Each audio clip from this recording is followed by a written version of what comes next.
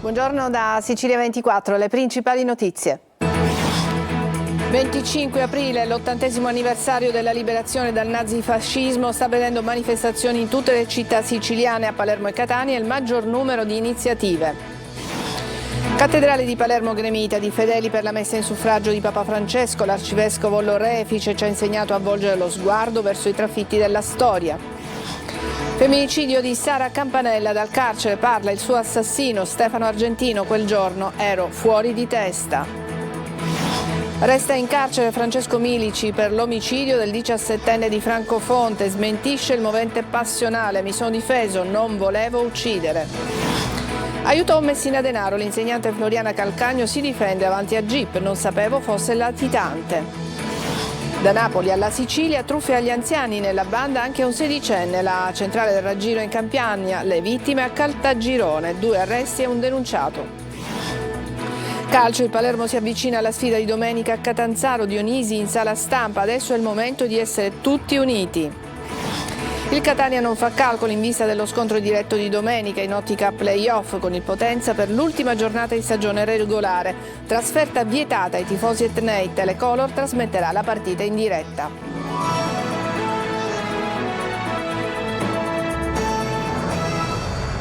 Bentrovati, oggi 25 aprile, buona festa della liberazione a tutti. L'80° anniversario della liberazione dal nazifascismo sta vedendo manifestazioni in tutte le città siciliane, a Palermo e Catania, e il maggior numero di iniziative. A Palermo la cerimonia istituzionale al Parco Piersanti in Mattarella, con il corteo che percorrerà la via Libertà, con gli interventi sulla scalinata del Teatro Massimo. A Catania, lo stiamo vedendo dalle immagini, la cerimonia è iniziata a Palazzo degli Elefanti, poi in piazza Palestro il corteo cittadino antifascista con Ampi Catania, per ricordare il contributo dei partigiani catanesi caduti nella lotta al nazifascismo, insieme a una rappresentanza dell'amministrazione del comune. E adesso cambiamo argomento. Si continuano in tutta l'isola le messe in suffragio di Papa Francesco. A Palermo la chiesa gremita, dove l'arcivescovo Corrado Lorefice durante l'omelia ha ricordato una delle tante esortazioni del pontefice, ed è quella di volgere lo sguardo verso gli ultimi, verso i trafitti della storia. Marco Gulla. Commozione e tanta partecipazione alla Cattedrale di Palermo per la celebrazione eucaristica presieduta dall'arcivescovo Corrado Lorefice in suffragio di Papa Francesco. Un momento di intensa spiritualità che ha visto raccolta oggi pomeriggio l'intera chiesa palermitana, unita nella preghiera e nella memoria per il pontificato di un Papa che ha lasciato un segno profondo. Ringraziamo il Signore per gli innumerevoli doni che tramite questo suo servo fedele ha elargito al popolo cristiano. Tutti abbiamo sempre pensato a lui come all'uomo buono, fraterno e paterno, l'uomo comprensivo e aperto che avremmo voluto incontrare, ha detto l'arcivescovo Lorefice durante l'omelia. Anche coloro che non mettevano in pratica i suoi insegnamenti di disarmo, di pace, di attenzione, agli ultimi lo rispettavano, lo ritenevano un uomo buono che amava e lavorava per l'umanità. Ci ha invitati sempre e ci ha mostrato come attuare le parole del Signore, volgere lo sguardo verso i trafitti della storia, coloro che nessuno vede, ha sottolineato l'arcivescovo. Questo è stato uno dei grandi insegnamenti evangelici di Papa Francesco: vedere chi non è visto. Con cuore pentito invochiamo Cristo Gesù, nostra vita e risurrezione, e riconosciamo il nostro peccato per accostarci degnamente alla mensa della parola e dell'Eucaristia. E a Catania c'è la copia di un quadro molto amato, un quadro della Madonna, molto amato da Papa Francesco, è esposto nella chiesa di San Francesco Borgia, e sono tanti in questi giorni curiosi e turisti che stanno andando lì proprio a vederlo, perché è il quadro dove il Papa ogni volta si fermava in preghiera prima e dopo i suoi viaggi apostolici, e che sarà proprio nella chiesa dove poi verrà sepolto a Santa Maria Maggiore. Tonino De Mano. E la chiesa catanese di San Francesco Borgia sta diventando meta di pellegrinaggio e devozione per la presenza al suo interno di questo quadro, copia cinquecentesca della tela Salus Populi Romani, talmente amata da Papa Francesco da affidarsi prima e dopo ogni viaggio apostolico. In un certo senso c'è un legame tra la Basilica Romana di Santa Maria Maggiore, dove verrà tumulato Franciscus, e la chiesa che sta affaccia su via Crociferi. È un quadro che arrivò a Catania nel 1564, donato da Francesco Borgia, poi è passato in diverse chiese gesuite fino a giungere nel 1700 nella nuova chiesa che di fatto è dedicata a San Francesco Borgia e è uno dei tanti siti che fanno parte del Parco archeologico e paesaggistico di Catania e della Valle dell'Aci. Piano piano che si diffonde la notizia, turisti, fedeli e curiosi si stanno recando in visita per guardare e fotografare il dipinto. L'importanza che i catanesi stanno riscoprendo è questo quadro che ci riporta a Papa Francesco. Era amato da Papa Francesco perché probabilmente Papa Francesco aveva, nell'amore, nella semplicità di questo quadro aveva la sua essenza. Proprio per questo siamo venuti qui ad ammirare questo quadro nel suo ricordo. E questa è una cosa anche che va a valorizzare la città di Catania. In questa chiesa, il 4 novembre del 1801, venne battezzato un illustre figlio di Catania, Vincenzo Bellini. Dal carcere parla Stefano Argentino, l'assassino di Sara Campanella, la studentessa uccisa a Messina. Quel giorno dice: ero fuori di testa. Le parole sono state affidate al suo avvocato. Francesco Triolo. Non so come tutto questo sia potuto succedere, non mi so dare una spiegazione, forse non c'è neanche una spiegazione quantomeno razionale. Riavvolge il nastro di quella sera Stefano Argentino in carcere per il femminicidio di Sara Campanella, uccisa a Messina il 31 marzo scorso perché rifiutava le sue avance, e affida al suo legale, l'avvocato Giuseppe Cultrera, parole dal carcere. Più che rifletto da solo con me stesso, ha detto il giovane, più arrivo ad una sola conclusione. Quel giorno ero fuori di testa, un uomo razionale non può spingersi a tanto. Ho sempre sognato di costruire qualcosa con Sara, invece ho compiuto il gesto peggiore che si possa rivolgere ad una persona, ad una donna. È da giorni che penso a quello che sta passando la famiglia di Sara per colpa mia, avrebbe detto ancora Argentino al suo legale. Da giorni penso di chieder loro scusa per ciò che ho fatto, ma so che sono l'ultima persona al mondo che vorrebbero sentire parlare o di cui vorrebbero leggere. Non riesco a pensare a nulla, ha aggiunto ancora il legale riportando le parole del giovane in carcere. Non riesco a pensare con lucidità a tutto quello che mi è passato per la testa, gli ultimi atti. Qualcosa dentro di me non ha funzionato. E poi il perdono forse non è umano ed è giusto così, ma spero che almeno Dio al suo cospetto mi perdoni quello che una parte di me, la peggiore, ha fatto. Non ho altre parole, so che i miei pensieri non interessano a nessuno perché fuori da queste quattro mura sono e sarò sempre il male, l'omicida, le parole che ha riferito il legale di Argentino. Francesco Milici resta in carcere con l'accusa di omicidio volontario. Il 22enne, che ha confessato di aver ucciso il 17enne di Francofonte, Nicola Lucifora, sta collaborando con gli inquirenti e dice che non voleva uccidere ma soltanto difendersi da un'aggressione. Francesco Aloi. Possiamo confermare che il movente non è sicuramente di natura passionale, non possiamo parlare di gelosia o quant'altro che si possa avvicinare a questa tematica. Nonostante ciò, Francesco Milici resta in carcere. Dopo l'udienza di convalida, il GIP ha confermato la custodia cautelare. Secondo la versione dell'assassino reo confesso, però, avrebbe ucciso il 17enne Nicola Lucifora per legittima difesa. Sarebbe stato minacciato già nel pomeriggio di sabato mentre era al lavoro. Poi, la sera, quando era in un locale con la fidanzata, avrebbe incontrato Nicola, che era insieme ad altre 3 persone. Una di loro lo avrebbe colpito al volto con un tirapugni. Da lì la difesa con un coltellino. Il Milici, subito dopo l'aggressione, ha chiesto aiuto, ha chiesto soccorso, ha subito chiamato la mamma. La mamma si è precipitata subito sul luogo e l'ha portato e l'ha condotto subito in ospedale. Lui dice che non voleva uccidere, ma soltanto difendersi. Intanto sta collaborando con gli inquirenti, raccontando ogni dettaglio. Nell'udienza di convalida, durata più di un'ora, ha rivelato nuovi particolari. Oggi ha aggiunto un altro importante tassello alle indagini, perché proprio ha voluto riferire tutta la verità, o almeno quella che lui comunque vuole porre al vaglio degli inquirenti. L'accusa è di omicidio volontario, fino ad ora senza l'aggravante della premeditazione. Martedì, con l'autopsia al Policlinico di Catania, si scoprirà come è morto Nicola, poi i funerali. Ha ribadito di non sapere che l'uomo con il quale aveva avuto una breve relazione non fosse Francesco Salsi ma Matteo Messina Denaro. Si è così difesa durante l'interrogatorio di garanzia davanti al GIP Floriana Calcagno, l'insegnante arrestata lo scorso 14 aprile accusata di aver favorito la latitanza del boss. La donna non ha dunque cambiato versione rispetto a quanto fatto dopo l'arresto di Messina Denaro, quando si era presentata ai PM per raccontare appunto di aver avuto questa relazione con l'uomo.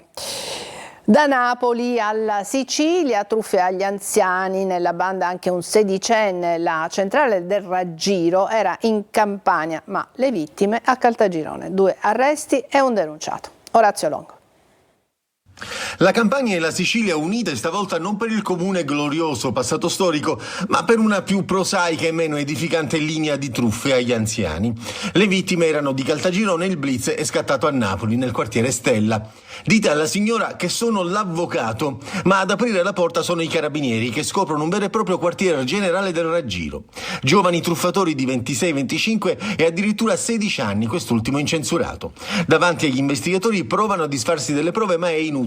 In un tavolino dell'appartamento i militari trovano 5 telefoni cellulari, un numero ricorrente e appunti con indicazioni su come raggirare le vittime. C'era l'indirizzo della caserma dei carabinieri di Caltagirone, i numeri di telefono delle persone prese di mira, annotazioni che riguardavano la loro sfera personale, come ad esempio se c'era un parente defunto all'estero, figli, nipoti e via dicendo, per essere credibili. E poi un numero ripetuto più volte che iniziava con 0933, prefisso di Caltagirone. Visto tutto questo, i carabinieri di Napoli hanno contattato i colleghi siciliani e insieme hanno ricostruito la vicenda tra intrecci di telefonate e tentativi di imbroglio. In uno di questi, in danno a una ottantenne, i 3 malviventi decidevano di desistere perché per soli 230 euro non conveniva. Reati pianificati a centinaia di chilometri di distanza, sui quali le indagini continuano, visto che manca il tassello di chi sia il galoppino che avrebbe messo le mani nelle tasche degli anziani. I 2 maggiorenni sono stati arrestati mentre il sedicenne è stato denunciato. Tutti dovranno rispondere di truffa aggravata in concorso e le forze dell'ordine rinnovano l'appello: non fidatevi, perché le tecniche della truffa sono sempre più insidiose e articolate. In Sicilia prima si moriva di fame, adesso si muore di lavoro. È il grido dei sindacati dopo l'ennesimo incidente mortale in un cantiere edile. L'aumento del lavoro delle imprese di costruzione, dicono i sindacati, fa crescere anche il rischio morti bianche e chiedono un tavolo permanente in prefettura. Eva Spampinato. Questa è una provincia dove fino a qualche anno fa si moriva di fame, oggi il rischio è che si muore di lavoro. Sono ancora sotto shock i colleghi e gli amici di Antonio Rapisarda, l'operaio edile prossimo alla pensione, morto ieri in un cantiere sulla strada Adrano-Bronte in provincia di Catania. Un allarme che cresce in Sicilia, dove dall'inizio dell'anno sono già decine le vittime. 3 incidenti mortali in appena 4 mesi nella provincia di Catania, 5 fra Palermo e Trapani. Sono delle fatalità che possono accadere, ma il più delle volte di fatto c'è una cultura della sicurezza che manca. Agricoltura ed edilizia, i settori più a rischio. In quest'ultimo caso aumenta esponenzialmente il lavoro, ma rimangono al palo controlli e numeri di ispettori. Solo 9 nella provincia di Catania, 64 in tutta la Sicilia. Oggi in provincia di Catania siamo in presenza di quasi 3.000 ditte. Fortunatamente il settore dell'edilizia, grazie al PNRR, grazie alle opere pubbliche, grazie alle opere private, si è sbloccato, però bisogna davvero stazionare i cantieri, bisogna controllarli. I cantieri tra l'altro sono diventati anche multiculturali. Egiziani, turchi e cingalesi sono operai specializzati, mentre i senegalesi e i ghanesi sono in fase di formazione. Ma un maggiore aggravio di responsabilità, perché è un cantiere dove si parlano più lingue, più dialetti, per cui spesso anche le comunicazioni non sono semplici. I sindacati chiedono un tavolo permanente in prefettura. Deve coinvolgere tutte le strutture che si occupano di sicurezza. Di fatto i controlli non riescono a essere fatti perché di fatto è troppo poco il personale che riesce a controllarli. Adesso una breve pausa, ci vediamo tra pochissimo.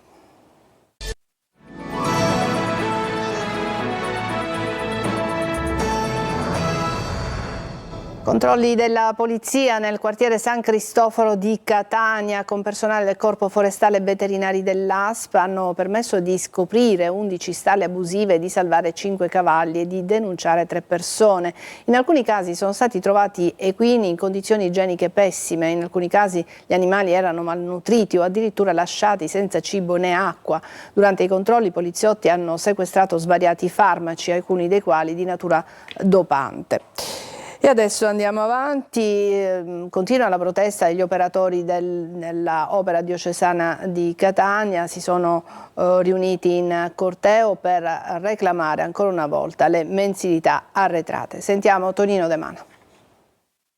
Stipendio uguale dignità e rispetto. Il DURC pagatelo con i vostri stipendi e poi, con tutti i debiti che ho, non riesco a riposare la notte, ma la mattina sono qui a lavorare.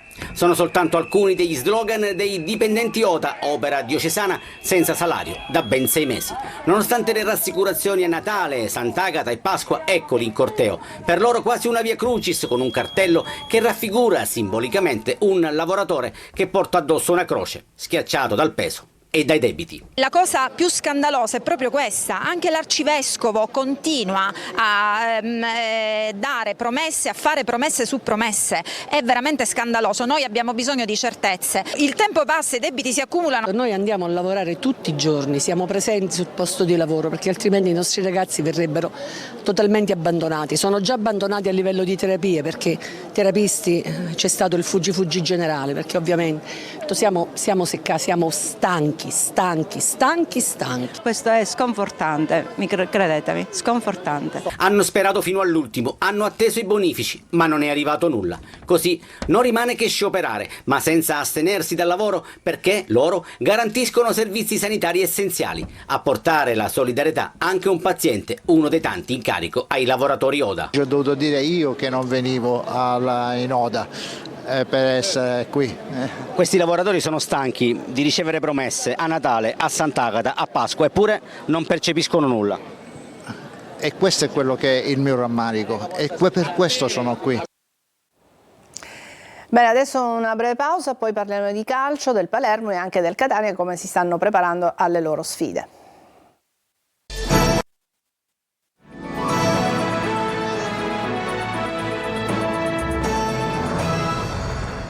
Eccoci al calcio, il Palermo si avvicina alla sfida di domenica a Catanzaro. Dionisi in sala stampa dice adesso è il momento di essere tutti uniti. Marco Gulla.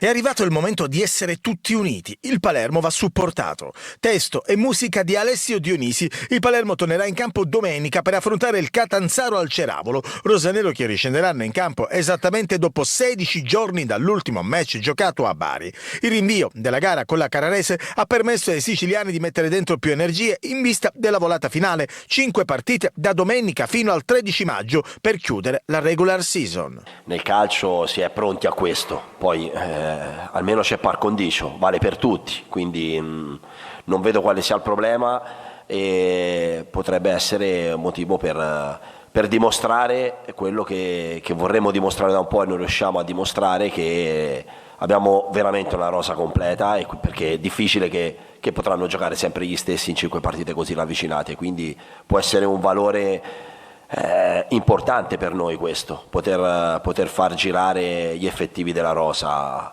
Ovvio che giocare partite così ravvicinate sarà importante sia la partita che il recupero post partita. Pochi dubbi per Dionisi in vista della partita contro i calabresi. La formazione dovrebbe essere quella che sarebbe dovuta scendere in campo nel match di Pasquetta contro la Carrarese. Ceccaroni e Nicolau hanno avuto già tempo per allenarsi e trovare la migliore condizione. Torna a disposizione Segre che ha scontato il turno di squalifica. Confermato il modulo 3-4-2-1, poi Ampalo, terminale offensivo.